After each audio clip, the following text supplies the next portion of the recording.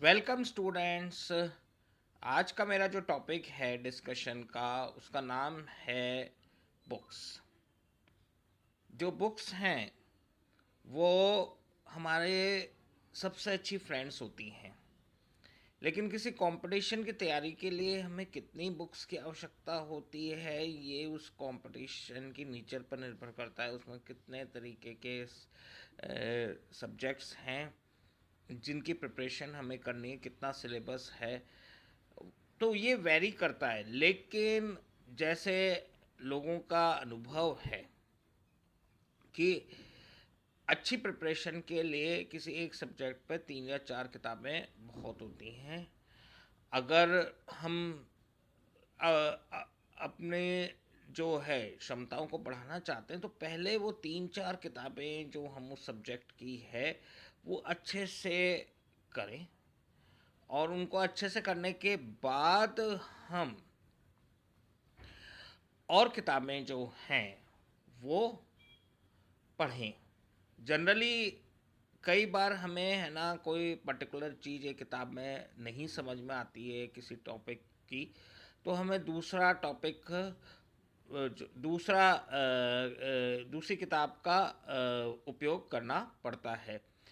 लेकिन जनरली अगर हम 3 4 डिफरेंट किताबों के बाद देखें तो फिर रिपीटेशन ही होता है क्वेश्चंस का, नॉलेज का। तो वो फिर है ना वेस्टेज ऑफ टाइम भी होने लग जाता है कि हम बहुत सारी किताबें टटोल रहे हैं, उनको कंक्लूड नहीं कर पा रहे। कई बार जैसे मैं पढ़ाने जाता हूँ बच्चों को तो देखता हूँ कि उनके रूम में बहुत सारी किताबें बिखरी पड़ी हुई है, लेकिन वो एक भी किताब को पूरी तरीके से नहीं कर पा रही। तो ये बहुत आवश्यक है कि जो भी आप किताबें रखते हैं किसी पर्टिकुलर सब्जेक्ट की, उसको पूरा पढ़ें, उसका पूरा सदुपयोग करें, उसके सभी क्वेश्चंस को करें। और जो जो क्वेश्चंस आप करें नियमित रूप से उनका एक रिकॉर्ड मेंटेन करें, ताकि ऐसा ना हो कि हाँ भाई आप उन्हीं कुछ क्वेश्चनों को बार बार किए जा रहे हैं और बाकी क्वेश्चंस जो है छूट रहे हैं आपसे। तो आपको ये पता रहेगा उस क्वेश्चन के बारे में पूरा, आप अपनी तरफ से एक रिकॉर्ड बना के रखें कि है ना भाई ये क्वेश्चन हुआ नहीं हुआ, हुआ तो उसको कैसे सॉल्व किया आपने, इसमें क्या इंपॉर्टेंट बात थी, अगर नहीं हो पा रहा था आपने फिर रेफरेंस के लिए देखा तो कहाँ से आपको है ना रेफरेंस मिला जिससे कि आप है ना उस क्वेश्चन को सॉल्व कर पाए। तो ये सारी चीज़ें बहुत ज़्यादा ज़रूरी है किसी भी एग्ज़ाम के प्रिपरेशन के लिए कि जो बुक्स हैं, क्योंकि हम कई बार तो क्या है कि है ना इतनी सारी बुक्स इकट्ठी कर लेते हैं कि उनको देखकर ही कई बार हम ऊब जाते हैं पढ़ाई से। तो हमें ऊब पैदा नहीं करनी है। अच्छी किताबें जो है वो हम पहले एक बार लाइब्रेरी में जाकर देख लें कि कौन कौन सी किताबें बहुत अच्छी हैं, जो महत्वपूर्ण हैं, जिनमें पुराने सालों के क्वेश्चन पेपर्स हों या क्वेश्चंस हों, ताकि आपको ये पता भी रहे कि जिस परीक्षा की आप तैयारी कर रहे हैं उसके जो प्रश्न हैं जिस तरह के आते हैं वो आप हल कर पा रहे हैं या नहीं कर पा रहे। तो ये इस तरह का जो है कहना चाहिए कि तैयारी के लिए महत्वपूर्ण है। कई बार बच्चे जो है मतलब ऐसे कठिन कठिन किताबों को भी करने लग जाते हैं जो उनके लेवल से बहुत ऊपर होती है, और कई बार जो है अंडर लेवल करते हैं। तो सबसे पहले तो किसी भी बुक स्टॉल पे या लाइब्रेरी में जाकर पहले अच्छे से देख लें कि ये किताब आपको बेस्ट सूट कर रही है आपकी स्कूल की लाइब्रेरी में या आपकी कोचिंग की लाइब्रेरी में, या जहाँ से आप किताब खरीदें उस बुक शॉप पे अच्छे से देख लें कि भाई हाँ ये आपके पढ़ने लायक है, आप इसको अपने एग्ज़ाम टाइम पीरियड तक कवर कर लेंगे और ये आपका सिलेबस अच्छे से कवर कर सकती है।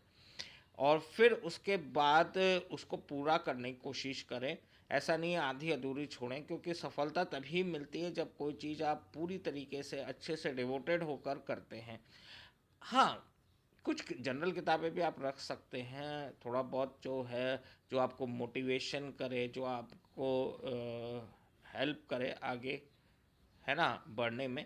तो आप ऐसे ऐसी किताबें भी रख सकते हैं।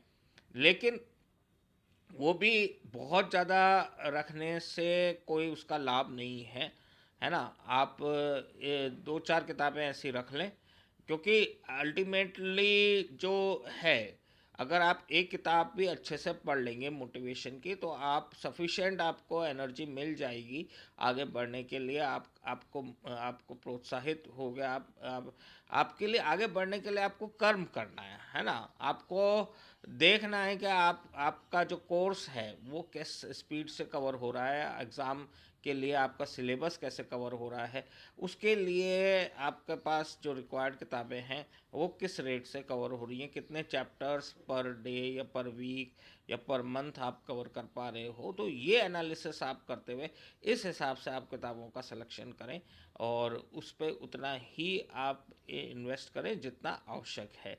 किताबें सबसे अच्छी दोस्त होती हैं, लेकिन दोस्ती के साथ समय भी देना पड़ता है। तो उसी तरह से किताबों से भी ज्ञान लेना है तो समय देना पड़ेगा। अगर मान लीजिए आप डेली एक नियमित रूप से नियम बना लें कि भाई मैं इस टाइम पे इस किताब से ये सवाल करूँगा, तो आपको कहीं ना कहीं उसका लाभ पूरा मिलेगा।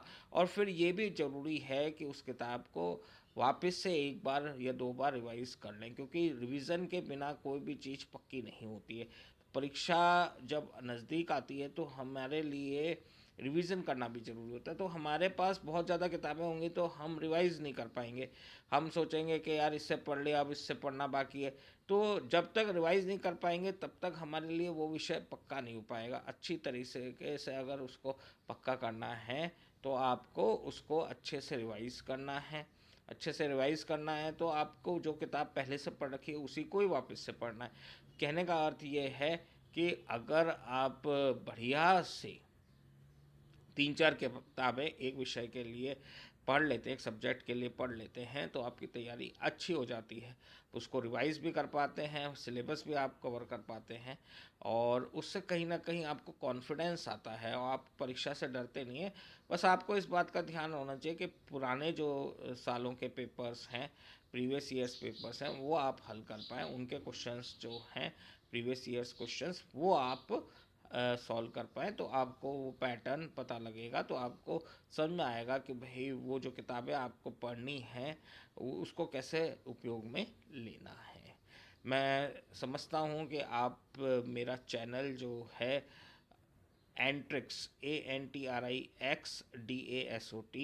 वो लाइक कर रहे होंगे, शेयर कर रहे होंगे, और सब्सक्राइब कर रहे होंगे। थैंक्स। आपको आने वाले दिनों के लिए बहुत बहुत शुभकामनाएं। आपको बहुत बहुत सफलता मिले। मैं ईश्वर से हमेशा यही प्रार्थना करता हूँ कि मेरे जो स्टूडेंट्स हैं, मेरे जो सुनने वाले हैं, उनके जीवन में खुशियाँ आएँ और वो